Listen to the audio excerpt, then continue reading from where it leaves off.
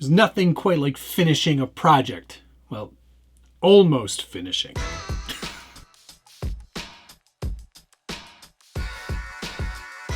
Welcome back to the Scale Builders Guild. Thanks again for watching. It's episode 138 of What's on the Bench Weekly.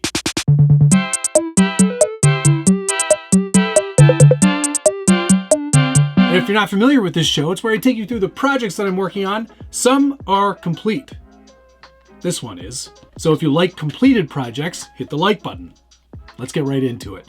Here is the Project IJ. This is from RCMustDIY and YouMagine.com, and this is a completed example. I built this on the Vanquish Products VS410 straight axle builder's kit. And it is entirely, the body at least, and most of the chassis is entirely 3D printed, which is pretty amazing. You might not instantly see that because of the quality of the finish on the 3D printed parts. I spent a lot of time sanding and doing some good primer work to make sure this came out nice and smooth. There's a little bit of orange peel. I think I will get rid of that with some polishing, but I'm still waiting for this to totally cure. It's only been a few days since I actually finished it, and in fact only one day since I cut the Lexan for the windshield, as you can tell right there. And there are more plans in the future for this project, but I did want to get it to sort of a state of completion for this episode. So I sort of tasked myself in the last week or so to get as much done as I possibly could in order to be able to share it with you today. Now, all of these files are available for purchase on YouMagine.com. Save 20% with code SBG20 at checkout.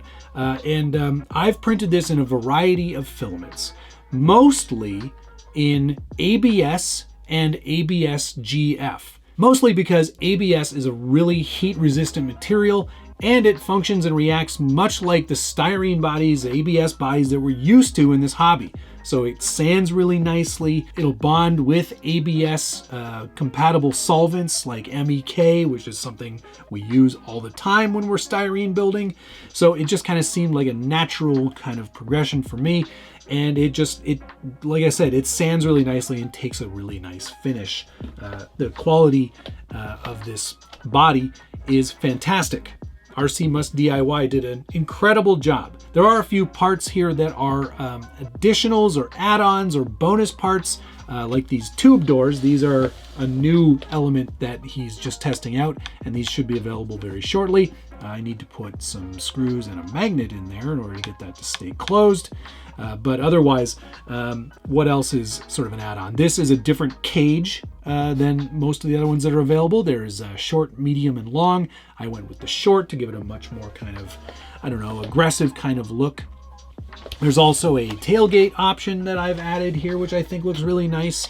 And this grill is not one of the grills that's included with the Project IJ, because this one actually has 7 slots and it's not really supposed to because it's not really a Jeep. But this one can be found on Maker World from, let me just get the name of the builder. I'll also put it down below for you as well, but let's open up Bamboo Handy. Of course, all of this was printed on my Bamboo Labs H2D, which is just a phenomenal printer. They just announced the H2S, and that is a single print head, but with the larger build volume.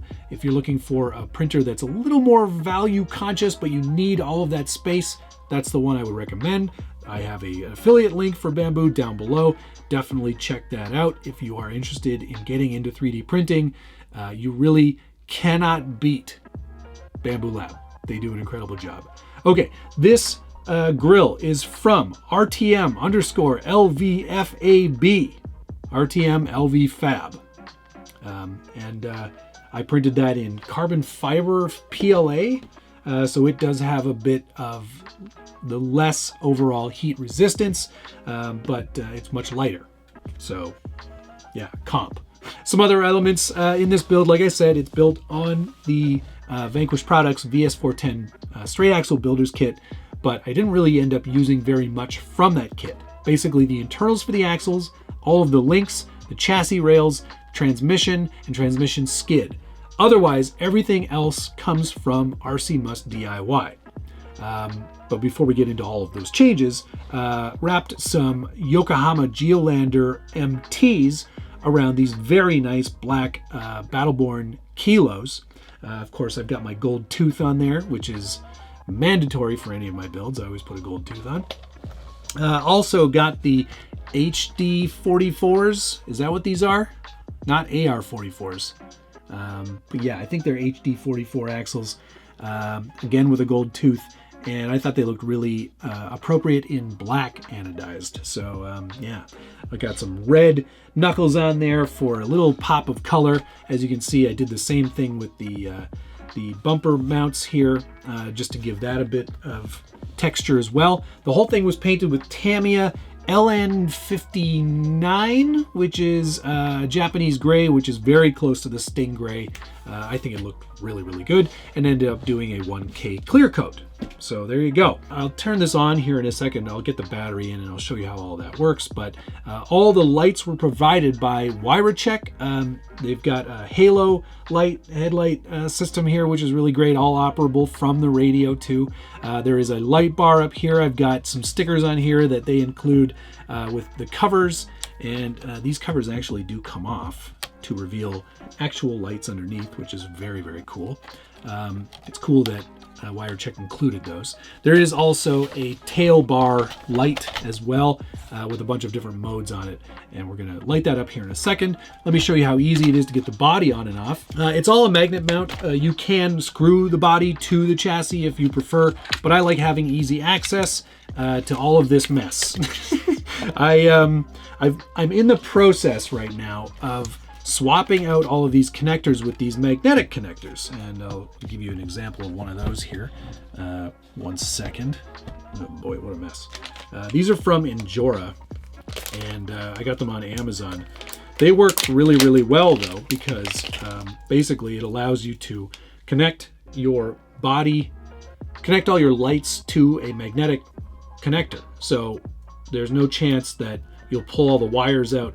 Everything's going to be connected via a magnet, and these will handle 6 volts without any trouble.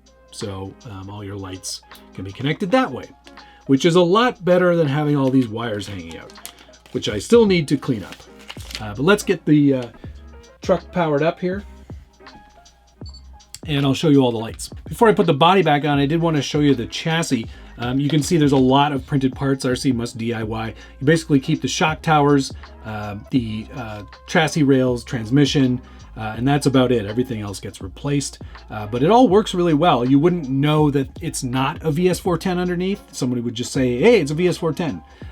Obviously, there's a lot less space for a traditionally large battery. So I've got a little 850 milliamp hour battery powering everything right now. You could probably get 1300, 1500 without too much trouble. It just depends on the size of the battery. For power, this is running the new Unity 2-in-1 from Furatech. Nice small, it's amazingly small, the size of this thing. And it's a little brushless outrunner, which is very, very cool.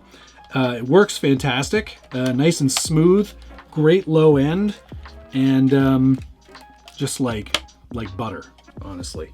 Is that on there? Yep, now it is. And there you go, a little magnet mount for the hood as well, so it keeps everything nice and clean. Let's get those lights on first. I'll show you all of these. Should be on already. Yeah, those are on. Excellent. I've got everything on my Futaba 6PV, which I'm really loving. I'm getting used to this radio. It's quite easy to set up. Really, really like it. Okay, let's get the headlights on. There we go. And then if you click twice, you get a flashing mode or a breathing mode. I prefer just on. And then click 3 times to get the halos to light up.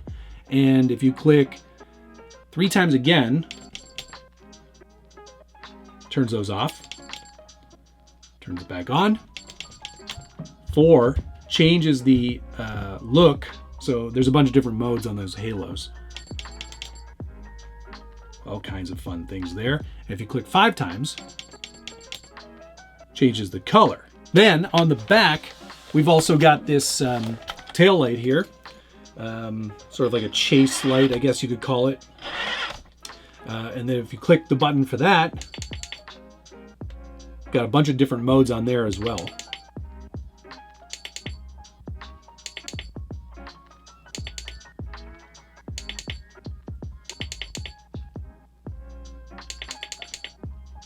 All kinds of fun stuff going on there. Really nice light setup, very easy. I love that it's all controllable from the radio. That to me is very important. I just like things that are simple, unlike this wiring. I really have to get to that, fix that all up.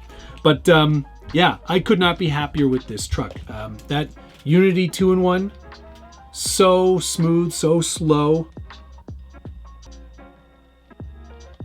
Really amazing. It does have like an FOC, field oriented control, so in spite of an object, it will maintain the driving speed that you've preset and find its way up over an obstacle. There's no like lag or weird kind of like chugging over an obstacle. It just keeps going, which I think is just so wildly impressive that they've managed to get it into such a small little package.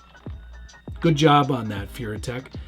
Really quite pleased with that as the motor that I've chosen for this setup. It's a really nice trail truck. I didn't add any additional overdrive. I kept it at 6%, just like the transmission comes, because I want to, drive this and actually use it.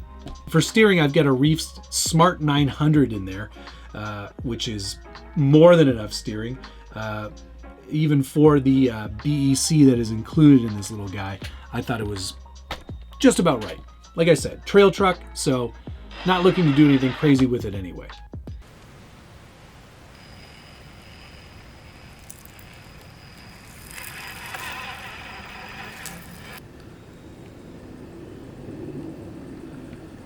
But so happy with how this turned out.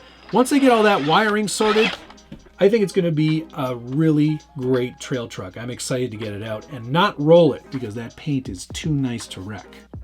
I should probably get some decals, so we'll do that as well. Instead of the typical Rubicon, what do you think I should have it say?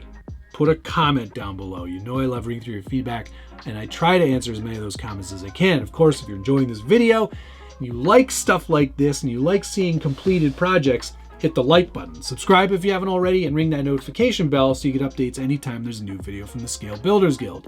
And if you like seeing things like this early, you might want to consider joining the channel membership.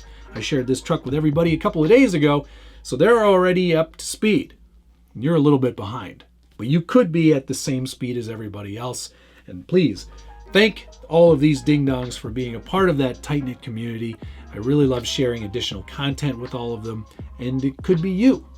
So consider that, link down below.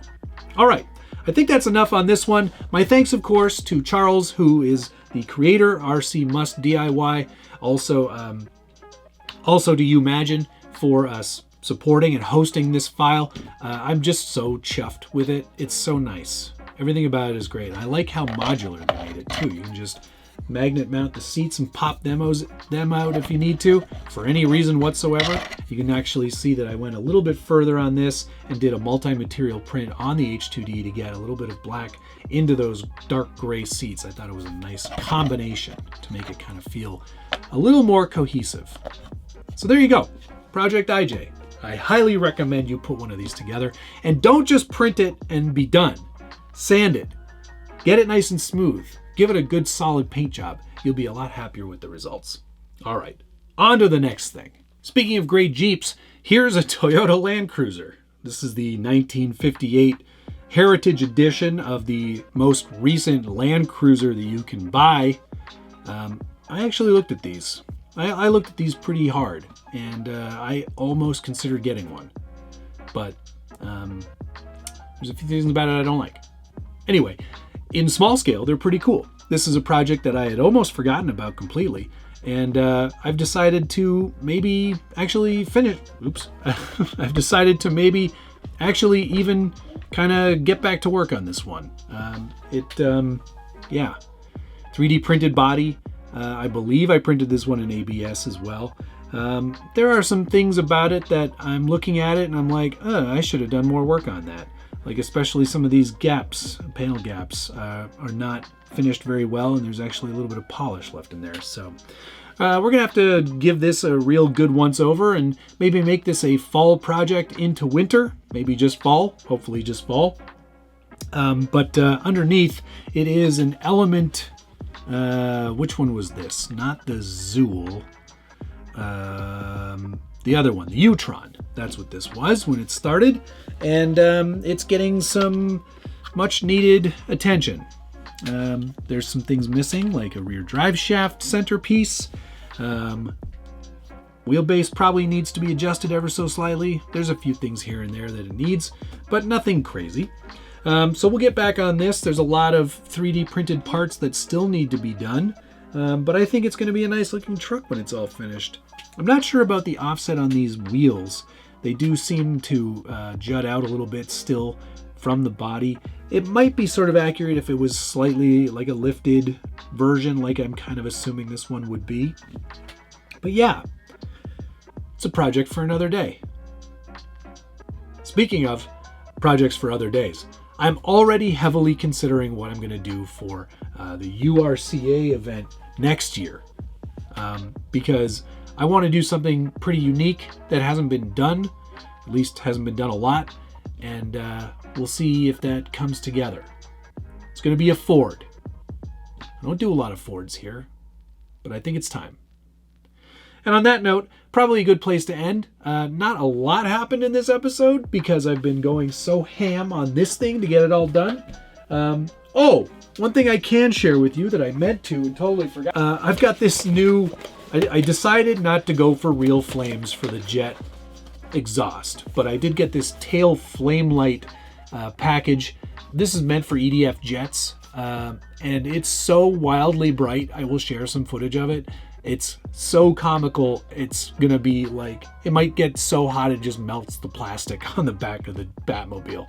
But it should present a pretty interesting look, and it does kind of increase its vibrancy or its glow while you get throttle on, so it'll actually kind of give it a bit of kinetic kind of movement, which I think will be kind of cool.